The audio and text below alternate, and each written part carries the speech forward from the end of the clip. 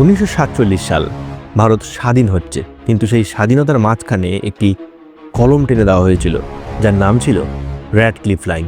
এই রেখা টানার দায়িত্ব দেওয়া হয়েছিল একজন ব্রিটিশ আইনজীবীকে, স্যার র্যাডক্লিফ।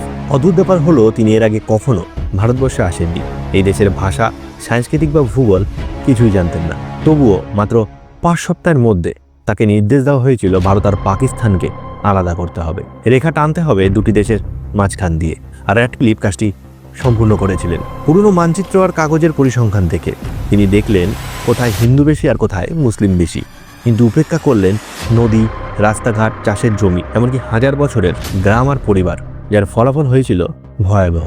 একটি গ্রাম ভাগ হয়ে দুটি দেশ চলে যায়, একই পরিবার হয়ে গেল আরেক পরিবারের শত্রু। আর সবথেকে মর্মান্তিক হলো 17ই আগস্ট 1947 সাল। স্বাধীনতার 2 দিন পর মানুষ জানতে পারল তারা কোন দেশে রয়েছে। এরপর শুরু হলো ইতিহাসের সবথেকে বড় মর্মান্তিক বিপর্যয়গুলোর একটি। প্রায় 1,40,00,000 মানুষ উদ্বাস্তু হলো। 10 লক্ষেরও বেশি মানুষ সে সময় প্রাণ হারিয়েছিলেন।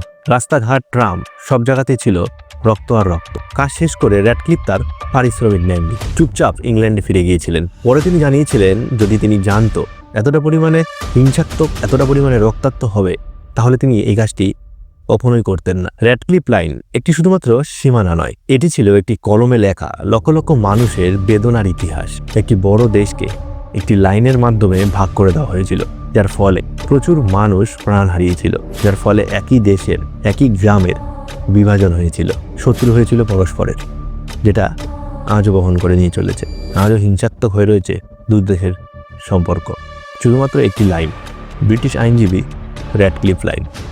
কেমন লাগলো ভিডিওটা কমেন্ট করে জানাবেন। যারা ইউটিউব থেকে দেখছেন সাবস্ক্রাইব করবেন। শর্ট সেকশনে যান, প্রচুর ভিডিও আছে, স্ক্রল করে দেখুন। ইনস্টা, ফেসবুক থেকে দেখে থাকলে অবশ্যই চ্যানেলটা ফলো করে নিন।